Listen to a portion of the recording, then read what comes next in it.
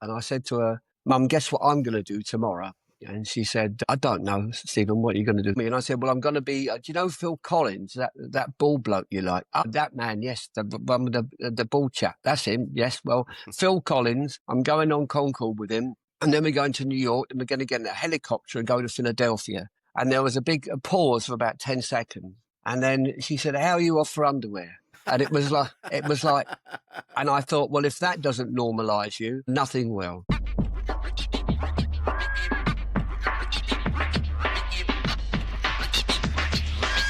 Insane in the membrane. Ah, Steve, finally got to sit down with you, mate. Maria. Absolutely. Ah, it's lovely. I know. I'm sorry about before. This is why we have producers. They do all the fiddly bits. Bloody right. I can't fiddle with. Well, I've fiddled with knobs, but not that sort before. But yeah, I just can't. I mean, I'm doing this from home. But I can't do voice work from home. I have to be in a studio with people. You know, I'm doing the audiobook at the moment, and I'm paying money just to sit with someone so they can twiddle the knobs, you know. But yeah. But this is it. Yeah. When you're doing, I spoke to someone else about that, about having to do the audiobook for the book they'd just written. Do you have to stick to it, like stick to what you're reading, or can you go a little bit off piece? Because I remember listening to Sean Ryder, and he'd get to bits in the book, and he'd go, "Oh, I remember this actually," and then he'd tell a bit more of the story. Well, I try and stick to it, but definitely with the rider at the front, which is saying this contains death, destruction, and fucking, I don't know, one-legged fucking arsonists and all that. I made sort of not fun of it, but I'm just trying to do my. But yeah, I do that. I'm commenting on it because, as I don't know about Sean Ryder, but I'm not really a writer, so it's just as my thought. So I'm really just it's a train of thought, and that's it. So I do comment on it a bit, but I think you've got to. You don't realise how many big words you put into a book that are fucking hard to say, you know. Collectively or otherwise, you think, oh my God, why did I write it like this, you know? But it's funny. Anyway, the author in our brains, I mean, he's proper words. He's wordsmith, isn't he? And he waxes lyrical. But then when we go to read it, like you say, you're like, I know, yeah. It's a train of thought, mate. Yeah, that's it. Yeah, I think. Yeah, I think like mentioning Sean, I think it's the same sort of thing. I think he just go off on tangents because his brain went, "Oh yeah, that's that thing," and you know, I think that's I think because you know you've made a huge career out of talking for a living, and sometimes you've had to fill spaces. Do you know? I imagine just fill the space, just talk. Well, that's it, twaddle really, but live. I mean, I don't understand particularly how the Stevie Wrights, bless him, and all those talk for 3 hours a day about nothing or something, but I've never had to do that. But I'm more happy talking to a camera filling in than I am on sound, you know. That's why I've tried being a DJ, but I can't really do what I guess you're a broadcaster more than a DJ, I guess, aren't you? Well, we've got a radio show that we do on Radio Bath, and that... We get a 2-hour slot, and what happens is we pick the playlist beforehand, and then we get too busy in the chat the first hour, and then in the second hour it's like, oh, now there's this song, and then this song. yeah, I understand. So I know what you mean. But I'm always anyone that's involved in music. I love comedy, and I love. But music for me is what I really love, and so anyone that's ever been involved in it in any way, shape, or form, I'm always fascinated to talk to them and to hear their stories. Oh, me too. I can still never believe when I'm working with an artist, he goes on stage, I can't believe I know him. I've always had that, and they come off stage and talk to you, and it's like, blimey, that incredible. I know him. You know, do you still have those moments? Yeah, not absolutely. Starstruck as such. Totally starstruck. Absolutely. Right. With a band or even a little acoustic guitarist I'm working with. When I see him, he comes off stage. How was that? I said, bloody hell, he talked to me. Wow. Yeah. It's weird, isn't it? It's funny. We had Harry Shearer's wife from The Simpsons and Spinal Tap, Judith Wilson, on the show, and then afterwards she invited us to the Jazz Cafe to see it because she's a jazz singer. Right. Invited us to her show, and then she came out and she was chatting to us, and she was like made time for us, and we were like, that's mad. I couldn't believe it. Well, the thing is, Rich, I think we go on the basis that all stars are arseholes. We go on the basis that they're all a bunch of creeps and they won't want to talk to us. But you see, that's a very, very British thing. We we we are so strata struck and we are so class struck. We think, well, we're not going to, when the Americans are very different. Like they call Dave Letterman Dave, and Yeah, they have a closer affiliation to that because they applaud success, but we hate success. So we it's funny, feel isn't it? Yeah. naturally divorced from stardom. But of course, they're just people and we've made them rich. It's ridiculous. Yeah, it's funny. Yeah. Yeah, you're right. We do have a weird. This is an age-old thing, isn't it? Where the press will build people up and then take great pleasure in knocking them down again, Oh, they never absolutely. really. Yeah, they celebrate them for a bit, and then they just kick them again, and you're like, what? Just celebrate the person. I know, but we won't. It's No. really odd. We love it, especially the press. I always remember Flock of Seagulls. They called them a flock of haircuts and hated them. And we went on to sell 20 million records. So bollocks. Yeah. Yeah, I think that's it. You get to a point where your success you're in a position to go, oh, go fuck yourself if that's what you're going exactly. to be like. Exactly. Yeah. But you've been in the business for so long. You must have met You must have met everybody. Well, You I must have met haven't, but everyone. I haven't, but I will do by next Thursday. Oh, really? Got this last week. Yeah, Okay. no, someone said that before. You must have met everyone. I said, no, but I will by next Thursday. I don't know what that means at all. It's funny though. Yeah, I know. That's tickled me. It's something like Captain Beefheart would say. Captain Beefheart once said, there are only 4 people in the world and 2 of them are hamburgers. And I remember thinking, what the hell does that mean? I don't know. I really don't know, Rich. I think people like Beefheart that just walked, they just lived on their own. They didn't worry about what other people thought, it seems. Yes, I think you probably. They just did and said whatever. Yeah, I know. They're just on a different path, aren't they? Crazy. But because you were right in the middle of so Live Aid was happening. Yes. And you were right in the middle of it, right in the centre. Yeah. That must have been because watching it, I was 1985, so I would have been. Was it 85? Yeah. Well, yeah. Yeah. So I would have been. What was I? 13. And I remember You swine. Watching you old fogies. Oh, I know. Yeah. But I remember even then, as a kid, we knew watching it that it was a big deal, but I don't think we realised how big. Sure. Being in the middle of it, did you realise what was happening? Like how vast it was? Not really, without sounding conceited. It was. I hate it when people say this, but I'll say it. It was a job. Yeah. And I was hired to do the job, and I wanted to do it to the best of my ability. I mean, and I think when we all perform in some ways, or even any profession, even a milkman or whatever, it doesn't matter. It's all the same. We go into a bubble, I think, and you can be talking on a set to a lighting man about rugby or football, and then he says, I've got to go to work now. Then he assumes this lighting man thing and the mantle comes on and he's a different person. So I think that's what happens in performance. I think any performance or any profession, you do go into this bubble and you're not. So really on board, it was just talking about life, really, mainly Tony Hancock, because of Collins was and still is a big Hancock fan. So, interesting. Yeah, so it's hard, isn't it weird? I mean, yeah, I was aware that we were going at the speed of sound, but again, when you're going that fast, everything stands still. It's like, when you see a stagecoach wheel, it's going round and round, but it actually looks like it isn't going round and round because it's going round so fast. And I think that's probably in moments like that you just become, it becomes normality. I think only 2 or 3 days later, you think, what? Yeah. Hey, what did we do?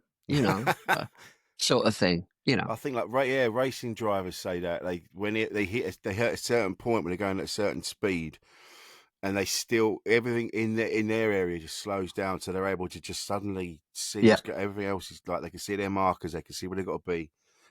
Yeah, I know what you mean. But when you got the call, when they went, this is what we want you to do. Yeah. What went through your mind when they went, right, this is what's going to happen. Phil Collins is going to perform in London and America on the same day? Well, it was one day in the whistle test office because I was part of that because I had a show called Riverside before that. And Right. well, we're on Riverside now, aren't we? But Riverside, yeah. And and I remember Michael Appleton looking at me, dear Michael, who was the boss, and said, "Look, Blacknell's got a show in America," which I did, which was doing very well. And he said, "Okay, Blacknell, you're on." And but of course, I got the short and long straw really because I didn't see Wembley for a start, and I didn't Oh, see most yeah. of Philly either because by the time I got there, I was so knackered. I sat by the stage with a few chums from MTV, and then I naffed off to the hotel and watched it on telly. So I was that tired, you know. So yeah, what is normal becomes abnormal. I think so. Yeah, it's definitely right. But it was a marvelous thing to do and a privilege. It really was. Yeah, it's brilliant. Yeah, of course, mate. Yeah, but I mean, yeah, like you've just said, your head must have been spinning. I mean, to go, however long it takes. How long does it take Concord to go that far? It was not long, was it? 3 hours. I can't remember. 3 hours. Was it? Something like Yeah. that, isn't it? Yeah, I know it's not. I think producer Paul's looking it up. Yeah. I think because of course, on a molecular level, you're gonna be. That's gonna fuck you up. Yeah, absolutely. Yeah, it definitely did. But of course, my favourite bit of Live Aid, and it's in the book, was when I rang my mum up and I was full of it, and I said to her, "Mum, guess what I'm going to do tomorrow?" And she said, "I don't know, Stephen. What are you going to do?" She called me Stephen. Stephen, I don't know what you're going to do tomorrow. Tell me. And I said, "Well, I'm going to be, do you know Phil Collins, that bald bloke you like?" "Ah, that man, yes, the one with the bald chap. That's him, yes. Well, Phil Collins, I'm going on Concord with him, and then we're going to New York, and we're going to get in a helicopter and go to Philadelphia." And there was a big pause for about 10 seconds. And then she said, "How are you off for underwear?" And it was like, and I thought, well, if that doesn't normalise you, nothing will. Yeah. And it was like, you know, never try to impress your mum, no matter what, Rich, you know. So, but it was like, so it brought it all down to earth. I actually just was doing a job. That's really what it was, you know. I Crazy. know my mum to this day.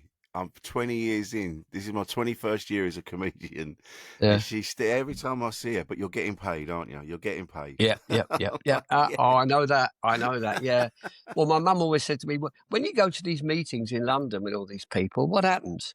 And I generally say nothing. And she just had this that amazing way of cutting through it all. You do get paid. Are you wearing clean underwear? What do you actually do? I don't really know, Mum. I don't really know. And then you put the phone down and you think, what the hell do I do? I mean, we just talk about crap and get pissed in London. Nothing ever happens anyway from these meetings. So it's very odd. But they, you know, mother's pride, mother's invention. Yes. Just call it what you want. Yeah, my mum still doesn't quite understand what I do. She's seen it. She's been to gigs. Yeah, But she doesn't quite understand how it can make you money. She doesn't understand. No, yeah. I understand that. Yeah, because my dad, bless him, was an engineer. Well, sort of high up engineer and stuff. So she could understand what Dad did. But yeah, all this stuff. Like when the careers master said to me, "What do you want to do?" I said, "I'd like to become a DJ." And he said, No. What do you actually want to do?" Policeman, teacher. I said, "No, I want to be a disc jockey." "Yeah, all right, next." You know.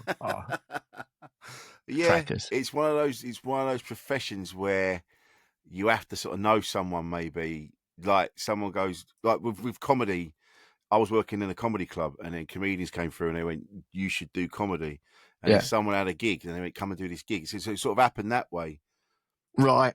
So I don't know if that's the same with you. Did you seek out a job as a DJ somewhere, or? Well, I referring back to the book, by the way, but I'm consumed by the book because someone said, "Well, you're talking about the book," and well, it's my life. So I mean, yeah, that's why. How can I not reference the bloody book? You got to talk about the book. Yeah. That's well, the point yeah. Well, this is what we're doing. We're talking about what's in the book. I don't want to give it all away, but no.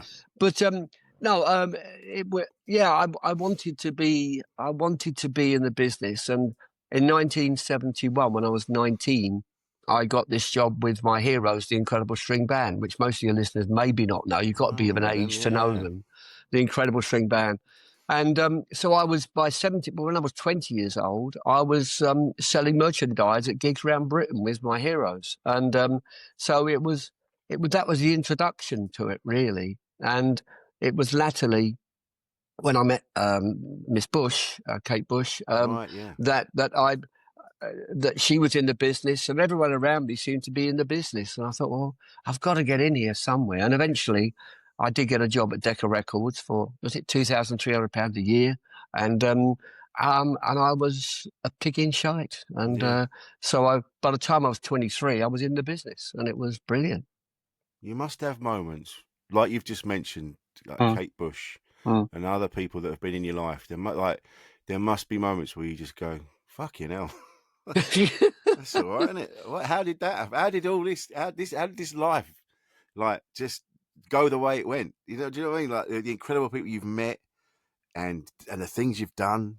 I You just don't know. I mean, I have a theory, Chris, and this is my theory, Chris, Monty Python. This is my theory, and here it is that serendipity. I mean, there are bits in my life, and talking to other people, when you say, "My God," I mean, the PR for this book in America, I was recommended by someone in Hollywood I knew, and blow me down, it turned out one of my best friends in Nashville was working for the company, and this wow, particular company had done the PR for my Hollywood wife, Catherine James, and I didn't know any of that. And so I honestly think that just like the air, serendipity is around us all the time. These things are there. I really honestly think that the more I think about it all, does coincidence? No. I think all these things are locked together, and it's when you stumble over them, you go, bloody hell. yeah, I reckon they're there all the time. I'm convinced of it now. I know it sounds crazy, but I just think everything is locked in, and occasionally you stumble over it. But yeah, anyway, if it isn't that, I've just been really fortunate, you know. So that's probably a lot of old cobblers, but just been very fortunate to have the drive and to have those, as they say, you know, you've got to be ready when the time comes. yeah.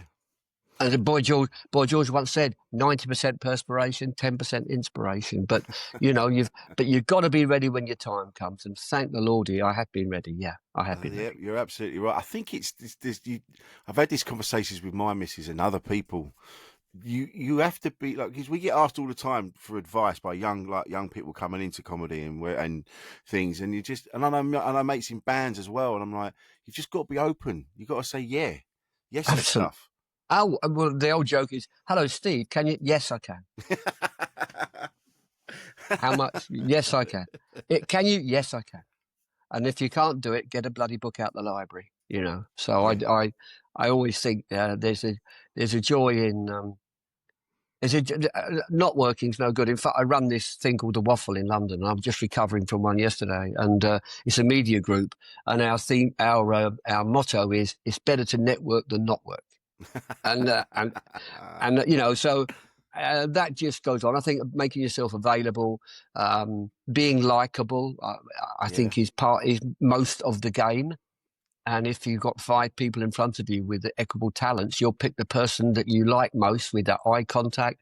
You know, the person that you know or think is going to be the least trouble. yes, Um, so that's how I got so many of my gigs. I wasn't putting it on. I just made things easy for them. So giving them not one reason to dislike me. And yeah. That's therefore true. I got stacks and stacks of work by just being the guy who turned up on time, knew the lines, and eventually went for drinks with the production crew, and everyone was happy. And then you got asked back to do something else. And there's plenty of time to be an idiot later on, you know. Yeah, I know what you mean. It's funny. I remember when I was a bus driver, and one of the inspectors got on, and he just said, "I just wanted to get on." He goes, You're not here to check on you."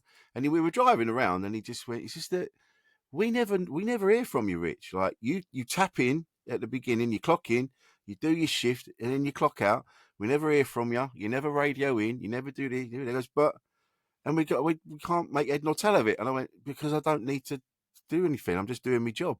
Well, And you he, know what, Rich? What they say is the mark of a good referee is that you never remember what he wears in a game, ever. right, And the less you see the referee, the more the better he's doing his job. Which, I mean, I teach TV presenting now, and that's the job of an interviewer. If you can remember what the interviewer was wearing, they're doing a crap job. Yes. So you can remember what Mr. Ross is wearing because the show is all about him. God bless him, and Norton, I suppose. But the real.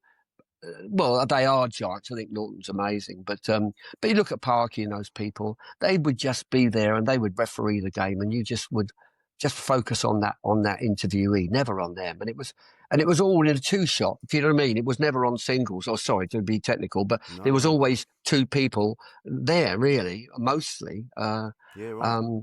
Yeah, it was very odd, but yeah. So there's ways to do it, but likability is very much part of the game, I think. Oh, definitely. It's funny, interesting that you say that about not you wouldn't know what the presenter was wearing. With this podcast, one of the things that I've strived to do, it's all about the guest, and there'd be times when I'll just be sat listening and just be going, yep, because it's not about me. It's about the guest. It's the whole point to have people on. I hear so many podcasts. I've had to stop listening to them now because I'm 5-10 minutes in. I'm like, let the fucking bloke speak, for God's sake. I don't care about your merch. I don't care about all your other stuff. Just get on with it. But you know what they do in America, which is brilliant? I mean, over here, at the BBC, I'm looking into the camera now and saying, hello, welcome to Breakfast Time. Today we have with Mick Hucknall from Simply Red, our new album out, number 3 in the charts. Mick, tell us about that. Boomf. Now, over there, it's, I don't know why they do it, but they go, good evening. And with us now is Mick Hucknall, who did this and did that, and he did this and he did that. And it was only 4 years ago we did, and they talked through his career in the introduction. I don't know why they do it. And then by the time you've got to the interview, just fuck what to say. So it's very strange. I don't understand that at all. But it's just the American way, It weird. Is. Having gigged out there, and I've just started doing cruise ship gigs for American companies. Oh, brilliant! And every single time when the host is about to bring me out for the show, they always say, right, what do you want me to say? What TV shows do you want me to say? And every single time when I go, just say I'm Rich Wilson from London. Right. And they're like, is that it? I'm like, yeah, you don't need to say anything else. But all the American ones, you've got to list all the credits. Oh, I know. And all that. I don't understand that because you'd think there'd be an English thing to validate things because we all need validation and degrees to do things here. I don't understand, but it's just a bit of the way they do telly. It's weird because I did telly out there, obviously, and I had to adapt.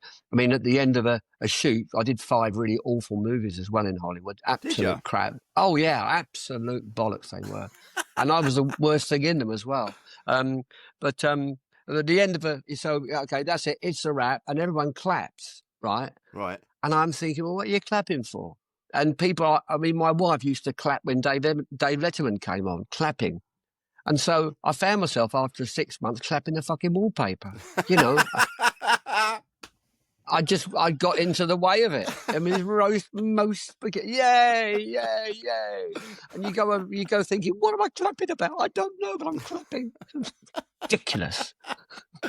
Well, so you're in America and you're doing TV shows. How did the movies come about then? Well, I went over there ostensibly when Sky B was going as their Hollywood anchor. And so I had for 2 years, I had a marvelous job in LA, which was just having lunch with Bob Hope and sitting with Dudley Moore and then all the interviews went back and it went out, I think on channel, Sky B, yeah. And then the channel went down and I was out there and I was thinking, what do I do? And so I thought, well, I'll try some acting. And a long story, found a manager and all that. Meanwhile, I get blown up and... Meanwhile, I'm blown up in a boat in Marina del Rey and end up in a wheelchair for 6 months. But that was another story. But amidst all that carnage, I managed to audition because I had the biggest. I was with William Morris. I was with the hugest agencies out there because Jan Cleese was big out there, and I've got a big nose. And because I in a casting, they say, "Oh well, Steve," and I say, "Hello." And they go, "Hey, George. Hey, Steve, say that again." I said, hello? Wow, it's John Cleese. It's John Cleese. And so I got into doing national commercials very quickly as the poor man's John Cleese. And I had big agencies and But I wouldn't take my acting class. That was the thing. I thought I was up myself, and I thought, well, I don't need to do that. I'm a presenter. I know what I'm doing. But of course, they're very different sort of talents. But anyway, I ended up doing these films, and I was absolutely dreadful in them. The final moment came out in a field in Chile, and I was in a film called, and I think it's on whatever it is on YouTube, Secret of the Ice Cave, and I was cast as a drug running, idiotic, simple Cockney who was a pilot. And my agent rang me and said, "Just be yourself." And I said, "Oh, thanks a lot." So anyway, I did. So I did it. And right at the end, I got away with being silly and funny and being and all that. And then in the end, supposedly the plane crashes, and I have to go to camera, like, reel up, and the words were something like, "Find it and you'll find $8 million" or something. And as I blurted the words out, I saw the director go to the edge of the field, bend over the fence, and shake his head. And I thought, that's it. That's it. I'm that bad. I'm that bad. Yeah. So. Oh man, not even But do anyway, it again. Just eh? not even do it again. Just No, it was like, oh God. Yeah. Yeah, it was awful. So, and I did a film with Randy Quaid, and I had 3 lines to do, and I couldn't remember them. And the whole set shut down for 2 hours while I was crying in the dressing room. And he came along and patted me on the head and said, "Don't worry about those 2 lines, you'll be all right." And eventually I did it, but dear, oh dear, oh dear. Oh man, dreadful. It's so far out of your comfort zone, isn't it? Like you say, you're presenting and acting with people that we've watched and we know, and I'd have shit my pants.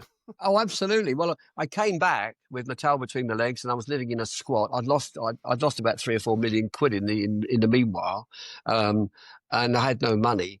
And I was living in a squat, and I auditioned for something. The Carol Burnett show in America, a huge sort of massive figure. Anyway, they flew me out there first class. I did the thing. I got through the morning because of my way. And in the afternoon, I was with Carol Burnett, and I couldn't remember my lines because I was so scared. Yeah, of course. And in the end, a chap called Matt Williams, who'd taken me there, who invented the Roseanne show, Matt came over and said, "We think you're an amazing talent, but not this time, Steve." And all the others went on to be huge stars, from Seinfeld through to everything. Yeah. And I'd met this girl, so I stayed and married her. That was it. Oh, bless you.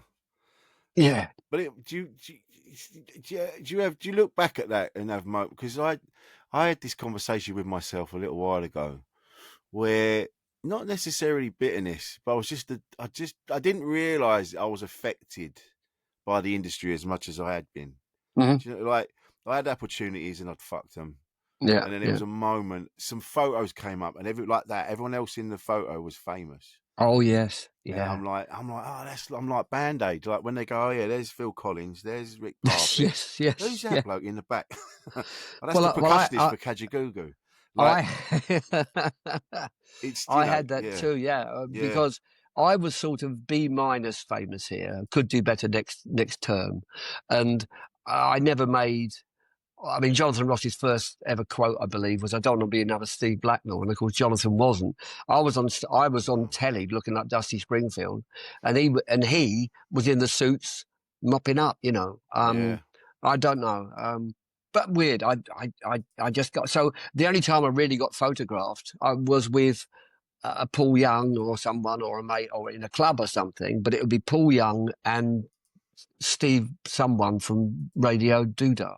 Yeah. So I know what you mean. Yeah, very, very strange. Very odd. And you don't think, because I'm not egotistical. Never thought, "Oh yeah, I should be a famous person." I guess you get caught up in it, in the industry, and you fantasize about the interviews you'll have with whoever, Russell Harty or whoever. And it's not till later on when you suddenly go, "Oh, that's not going to be you," and then there's a moment of disappointment. Well, the people are saying, I mean, the book's doing really well, and it's selling very well, which is amazing. And people are saying to me, "Aren't you excited about the book?" And the fact is, I'm not. My missus, she can't understand why I'm not excited. But the point of it is, I've failed twice. I failed in this country, really, to make the mark I should have. And I definitely failed in Hollywood. And so I know this process already of Right. talking to good people like yourself, and I'm aware of it.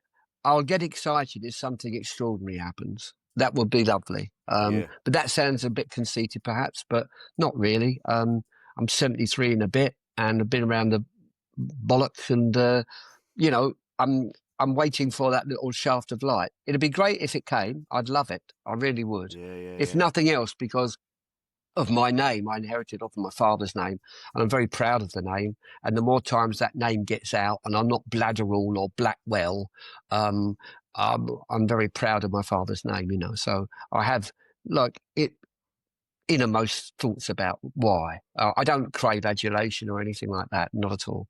I just want to get that name out there as much as I can. But also, you know, if the book's aspirational at all, although it's all about failure and fucking up, if it's aspirational at all for anyone to keep trying, at least I'll keep trying. You know, I'll give myself that one. I'll give myself that little pat on the head. You know. Well, I think it's that. It's the again, you're open to things. You're not just going, oh, well, fuck that. That's that then. You just, like, you keep saying yes to stuff. The tenacity is still there to keep doing things. Yeah, You know? but I didn't listen in Hollywood, and I listened. I had amazing people around me. I mean, incredible Hollywood legends, and an amazing manager, William Morris Gersh Agency. I was with. I mean, Hulk Hogan's just died, I think, and I was with Gersh. They looked after Danny DeVito, Kathleen Turner, and Hulk and me. I was definitely fourth, and they said, "Well, we're going to break Hulk Hogan with this movie career." I think it was called Submarine Commando or something. Dreadful bloody thing. But they said, well, when we break Hulk, you're next. You'll be the next Wow. John Cleese meets Robin Williams. And that's the way that I was branded, you know. But of course, despite all the efforts and despite all the kindness around me, I totally screwed it up. But now, but yes, but the things you have achieved and the things you have done in your life are incredible. And I think that's what we have to focus on, don't we? The thing, like, that's the conversation I had myself, and I went, yeah, but look what you have done. But you have done, where yeah. you've been, and you have to go, oh yeah, that's all right. That is. You know? I'm very happy with what I've done. But it's only when you look back on your life you realise what a complete bastard I've been. You know, to women, to my long-suffering missus, who I'm 50 years on with next year. She's in the next room here. How I mucked her about and naffed off to Hollywood, and it just says in the book. I didn't realise I was such an ass, and because I did turn into, well, in the mid-80s here, I did turn into a bit of an asshole. I got rid of most of my friends and only knocked about with the Carol Vordermans and Rory Bredners of the world. Yeah. I was earning an absolute fortune, and I thought this was it. I thought, I'm something here. But of course, you realise later that it's all just camouflage and rubbish. Yeah. But you're not the first, and you won't be the last. And I think the fact that you recognise it in yourself just goes to show what kind of a person you actually are. Thank you. Yeah, I feel very humble about it all. Yeah. Because if you were, I've said this before, if you were a proper CUNT, you wouldn't have that. You wouldn't be looking at yourself like that, because that's not how they look at themselves. No, exactly. But I'm when I look back, I'm pleased and proud with what I've done. Made some good choices and some bad ones. I think it's only an amplification of just everyone out there. You know, we do. If people do what you and I do for a job, perhaps jobs they don't particularly like, but because it's show business. Things are magnified, aren't they? Everything's bigger. Everything's bigger. So when you screw up, it's really big. You know. But I've always tried to be a nice person. But as I was writing the book, I realised I wasn't that nice really at all. I've always thought I'm a great bloke. But you look back and you say, what did I do? I got rid of a girlfriend because she was too fat. And I mean, I did. And because I was bulimic anorexic, and I just couldn't stand the fact she got fat. I mean, what a horrible thing to do. But And like it's you, that, but like you've just said, you were yourself were not in a great position mentally to no, feel. exactly, yeah. But I did think it was the right thing at the time, as they said, But I don't know. You can reflect all you like, but I think you've got to look forward to the present. And as I say, I'm absolutely knocked out by the reaction to the book. I can't Mm, honestly believe it. I was signing copies. We had a big bash last week, 150 people in. Bill Wyman was there, but Bill's written the forward to the book. that's right. Yeah. Bill was there, and loads of other. So we had John Otway. I don't know if you know John, but John was Yeah, I know playing. John Otway, blimey. Yeah, Otway played a few tunes, and we had a few celebs and stuff. And I was signed about 90 books. I just couldn't believe it. Brilliant. What, me? Wow. So yeah, it's a buzz. There's nothing. You can't disagree with anything about it. It's a buzz, and it's a blessing. Bloody brilliant. Absolutely. You've got a foreword by a Rolling Stone in your book. I mean, that's an achievement on its own. Well, I've known Bill 40 years, Yeah. So he actually went out with my missus when I was in America. I introduced them, and they were together for 2 years. Oh, wow. Yeah. He's a lovely man. Absolutely Yeah. lovely. Very, very silly man. I love him to death. Yeah. Yeah. But going back to, because we've talked, because when we tried to do this recording before, and my computers and everything just fell apart. We did talk about bulimia, and we did mention the fact that when you hear that word, especially our generation, it's always assumed that bulimia is a woman's thing. Correct. And I know that's wrong, but that's just how it used to be. And that's so to hear someone of this generation talking about the fact that they had it, a man talking about the fact that they went through that, is something else. And when did you recognize it in yourself? Well, there's if I say in the book one more time, I'll clobber myself. This is why we're doing this. We're here to big up the book, mate. All right, the book. What's it called, buddy? It's called, by the way, Tales to the Bedroom Wall. Available on Amazon, price $17.99. Where was it? Well, I was in Malvern in the mid-70s, living a hippie lifestyle, and I'd lost my virginity already to my staff nurse when I was a nurse in 1971. After that, I sort of was meeting girls, and anyway, as a former prop forward rugby player, I had a fair amount of fat on me. And she said to me one day, "You're the sweetest guy I've ever met, but you're also the fattest." And of course, that planted a seed. And it was about 1976 when I was working for Decca Records, and I was in a restaurant with Alan Freeman, pop pickers, and a lot of people, and I was an apprentice sort of executive. And I just remember feeling very, very, very, very empty. So basically, ballerinas, race jockeys, and all that, when you enter that world, it's a very thin world. And of course, I was entering now this thin, pretty world, really. Not really drugs, yet it was all grub and drink. And so I just found this little tap on my shoulder, and it was like, there you go. And I'd eaten my prawn cocktail, and I found myself in the toilet throwing it up. Oh, wow. And then the steak and the dessert followed. And so I thought, this is brilliant. So a few drinks after that, empty tummy, get a buzz, not off. Fantastic. What a wonderful thing. And so I then began to develop anorexia as well. So Wow. I would starve myself for literally a week, eating menstrual pills that women take to get rid of water, speed, amphetamines, black coffee. And then I'd do that if I was doing a gig of sorts. And then when the gig was over, I would walk into a supermarket and buy enough food for about 10 people and eat everything and throw it up. Oh, my God. Yeah, and it was, and I've always thought that it's a hole in the heart. People who smoke, drink, sex, exercise, there is a gap there, I think, for addiction. This is just I'm not an expert on bulimia. I'm an expert on what I went through. So, but of course, men do not generally talk, Rich. They don't really go into a bar and say, "Hello, Charlie, God, your nails are grown." But no, they don't. They go in and say, "Bloody West Bromwich, bunch of bastards." And so men don't really converse in that emotional way. So you've got the number one thing. You've got one, you're a man, which is a bugger.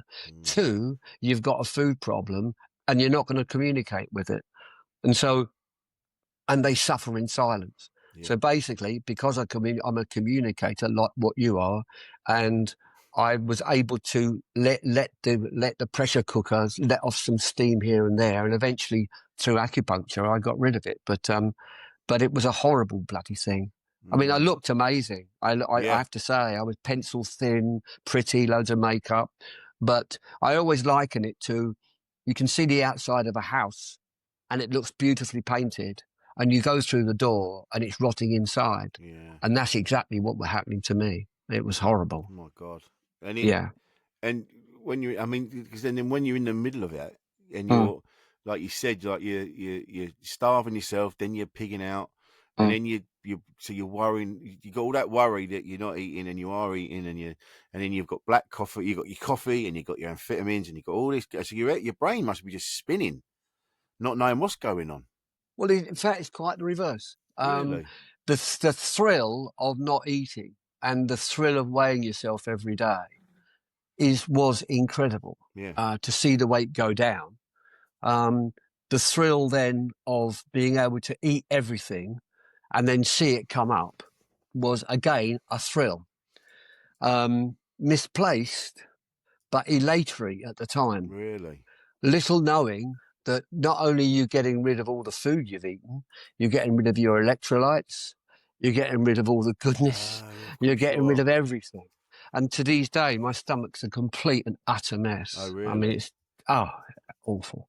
Yeah. So, well, it's like when you have a rugby injury when you're 12 years old, and when you're 70, it starts hurting again. So, but it's a very odd thing. As far as the men thing goes, what would happen is, as far as I could see, is that like a local doctor in Arundel would be in the local paper, and it would say, I've had bulimics come in and 5 of them were men. Then what happens is the news picks up on it and says, in a recent study, or recently, 5 out of 10 men are, what a load of bollocks. Nobody knows because men are quiet about it. So you don't bloody know. Especially back then, Steve, when there's no way another bloke would have said, "Oh yeah, I've got that," or "I've done that." Precisely, they don't just. Yeah. Yeah, so how did you cope with that? Well, like I say, I'm lucky because I talk a lot. I mean, I like the sound of my voice, thank God, and I'm fairly communicative, and I'm fairly, as the book says, I'm very, very, very honest, and I've always been like that. I just think, what's life about if you're not honest? I mean, you don't want to shock people, but no, at the time I was lucky because my now wife listened, and I had good people around me. But I mean, as we speak, as this podcast goes out, there will be men listening, and maybe 1, maybe 1,000, or maybe 1,000,000 of them are bulimic, are anorexic, and the message is: do not suffer in silence, please. Please find someone to talk to. There's a charity called Beat. Look it up, BEAT, Beat. Okay. That's up in Ipswich, and they are brilliant people. Samaritans, because you can die from this stuff, so just share it, don't sit on it, because it can kill you. We'll put a link up as well when we put this out. We'll put a link up for what you've just said. Thank you very much. And Beat. Because even though we are now having the mental health conversations, and we are to the point that I know a lot of people, I hear my mum and dad say, "Oh, this again," and you're like, "Yeah, it's that we're in the middle of a massive overcorrection where we didn't talk, and now we're all talking." Yeah, so there's going to be a bit. This is the bit where we open up and everyone's opening up. Well, the point of it is, I'm sure, like, divorce was frowned upon. Drugs were not invented in the 1980s or 60s, rather. Drugs have been, I mean, look at Sherlock Holmes, I mean, they've been going back to Victorian way, way, way, way back. Who knows when? So all these things, bulimia, anorexia, no one knows when these things started because they were not talked about. So it's impossible to know. But they are killers. And I mean, And the other thing that is really weird, it's like that you have that with alcoholics, I think. You can normally tell when someone's a boozer, if you're a boozer. And I definitely, when I mix, if I find myself in the company of an anorexic or a bulimic, I can tell. Or normally I'm 100% right, because I've still got it. Oh, I still really? don't eat. I still can't eat in front of people. My wife and I have never eaten together in 17 years here. No. Never ever eaten a meal together. No, not even at Christmas. No. So because we're very separate and we like different foods and we give each other space. And I can't think that the idea, we never watch telly together either. The idea of sitting down for a meal with with the partner is horrific. I'd rather Really? jump in the lake. Yeah, that sounds hell to me. So I Really? like my privacy, and so does Yeah. she, which is why we get on brilliantly. Yeah. That's amazing. So is it more of just the thought of someone watching you eat? Yeah, I think so. I mean, Yeah. I was at a do yesterday, but my do, and there was masses of food. I think I had 2 chips. That was it. Yeah. And even now, I had to think about it. I just can't. I can't imagine how people can sit down and eat a big lorry load of food in front of people. It's beyond my Yeah. ken, as they say. But I still got it, so it's still a pun. It's still, those things don't leave you, I don't think. They say that once an alcoholic, you're always one, or a smoker. So I guess it's this. But like I say, I'm not an expert on this stuff. I just know what I went through. Yeah. So I can't preach out there. But all I know is, if any men are listening to this and you're going through it, for God's sake, don't suffer in silence. Talk to someone. Yeah. Just try and find someone to talk to. Ease that pressure cooker. Get some steam out of that Vesuvius. Otherwise, it might explode. Mate, I think that's such an important thing. This is such an important thing to be talking about, especially now when we live in the day and age of, everyone's filming themselves. Everyone's able to comment on everybody's photos and videos, and and people are, they're even though we're having that conversation of, you've just got to be more, people be more, open and not and accepting of different people and their shapes and sizes, but correct, we're not. You see the comments. I see the comments for comedians and musicians, and it goes from I don't really like them to look at the fucking state of him, and it's I know. It's a much more visual. Well, we're visual here, so so you've really got to take care of yourself, which one tries to do. Although, I still drink a fair bit, and I spill most of it, but but what I don't spill, I sort of drink, But I do like the odd keg of tequila, but I don't know, mate. It's very hard. Addictions are a very, very, very, very tough thing to conquer. But with people like you talking about this, someone somewhere is going to benefit. So, well, I hope if someone does, so that's it'd be amazing. Absolute plus to do it. And if it's one reason to do this, Rich, that's absolutely brilliant. Yeah. I think so. Bugger the book. I mean, that's far, far more important. Yeah, absolutely, absolutely, Steve. And I'm really pleased that you were able to be honest about it. It's going to make a difference. I just know it is. I hope so. I think so. Well, when Prescott, did he die? I think John Prescott. He did, no, he came out that he was a bulimic. I had the Sky News on my doorstep. Everyone. I mean, but the joke was, of course, he was a fat bastard and a bulimic. Because, of course, bulimia doesn't lose your weight; it stabilizes your weight. You eat food, you get rid of it. You lose weight with anorexia, but bulimia, you don't lose weight, particularly. So you still eat it, still. Well, you get, but I mean, the thrill. I mean, my favourite was a Cadbury sponge in the tin. I used to about 6 of them raw out the tin. I mean, it was just horrible. Oh dear. But anyway, there you go.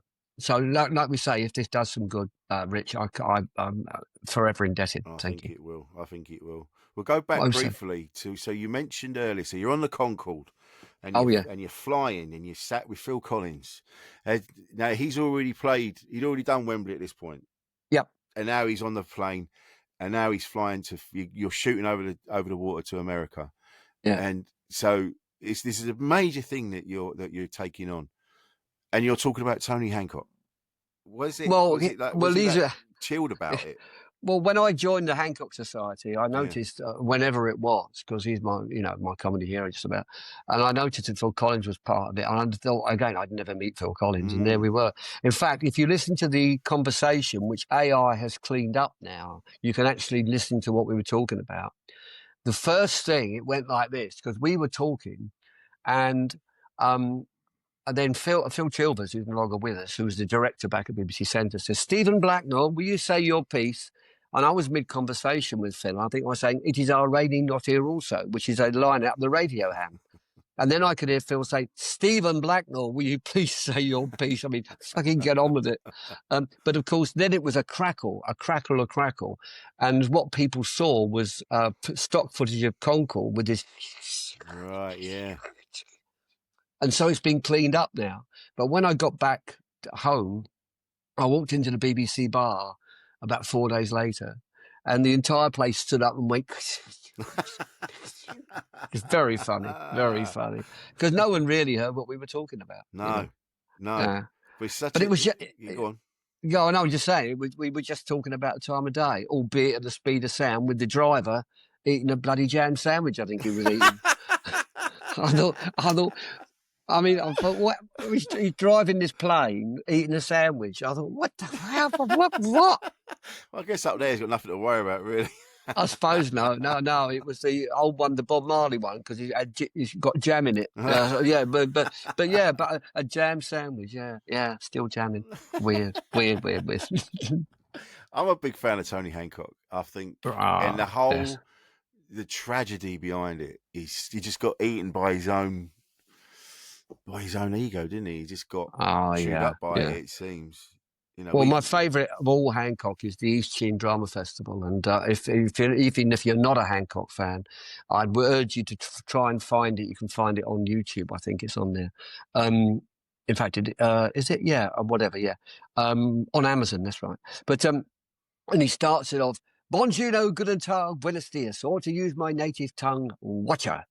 It is indeed a great pleasure to be here, even though it meant turning down a week's variety at the Metropolitan Edgware Road. And I've used that for 20, 30 years. Amazing. as my intros on stage. And of course, everyone looks up and says, "What the hell's he on about?" Makes me laugh. Well, it's funny watching, because I watched Mrs. Brown's Boys just to see just to see what the fuss was. It was a Christmas a few years ago. It was with an ex-partner of mine. We were around her house, around her parents' house, and they had it on. And I went, "Well, let's have a watch to see what's going on." And it was a load of old shit. But what I realised, it wasn't what was going on. It was the bits in between. So when they corpse, when they slam the door, and when he'll come in and he'll go, "Do you want to do that line again?" I go back out, and he goes, and that's what made Hancock's half hour so fantastic. Yeah. When you'd see Sid James and Tony Hancock, and they corpse in, something had happened, and he'll go, "Do that again." Yeah. And that's what made it. Yeah, and the writing for my God. I mean, Steptoe and Son, Hancock, the writing for just two people to take up 30 minutes of TV time was just astonishing. Yeah. You have to have ensembles and left, right, and centre, and so many constrictions. But it's easy to say they were the good old days. I mean, when we get onto my albums, you'll find out I'm firmly stuck in the old days. But that's age for you, and they're your formative times, Yeah. So we're talking about what we've achieved and focusing on the good stuff rather than what you fucked up or the moments you've missed or whatever. I remember doing a gig in it was over near Thames Ditton, and I was on with Bob Mills, and we'd finished the gig, and then we were just talking afterwards, and Bob said to me, he goes, "Do you know who that is?" And I'm like, "No, who's that?" And this old bloke was stood there, and he went, "It's Ray Gorton." No. And we were like, "Oh my God." And and he just came over, and he was all bent and frail by then, and he just went, "Very funny," and then he left, and I'm like, that's the best thing ever. Well, funnily enough, I produced the Tommy Cooper audio series, right? And I was up for best audio producer of the year. We went to the event, and I was beaten by Ray Galton and Alan Simpson for Tony Hancock. And right after it, I was having a piss, and in walks Ray Galton, and having a piss together. And I said, "I'm glad I lost." He said, "Thanks very much," and Oh, just went nice. out. You know? Yeah, It'd be funny yeah. if you looked at your penis and went very funny. Well, not really. Yeah, just a small part in that show. Yeah, yeah, yeah. Exactly. Yeah. Well, Well, yeah. this has been lovely, Steve. What I like to Bless do, you. you've been honest. I knew this was going to be a good chat, and Yeah, yeah. I loved I it. just some people you meet and you go, oh, we could just talk all afternoon. Well, I definitely could, Lovely. mate. I really Yeah. enjoyed this. So is the book out yet? Oh yes, it's priced £17.99. Yeah. Funny you should ask that. Well, I just thought we better add to. We haven't mentioned it yet. We haven't mentioned it in 5 minutes. £17.99. There's hardback and Kindle and audio on the way, and it's doing really well. And it's just coming out in America now because I have a fair audience out there because of my MTV career out there. Course, so yeah. I'm hoping it will do well there as well. But we shall see. We shall see. Oh, I'm sure it'll be amazing. I can't wait. I can't wait to read it, Steve. It's been an All right, absolute mate. pleasure, mate. Thank you so much for your patience. We got Thank there you, in Rich. the end, mate. We got there in We the did end. it. We did indeed. Really enjoyed it. Oh. You've made a happy man very old. Oh, mate. This has been Insane in the Membrane. I've been Rich Wilson. This has been the amazing Steve Blacknell, and we'll see you next time. Cheers, mate.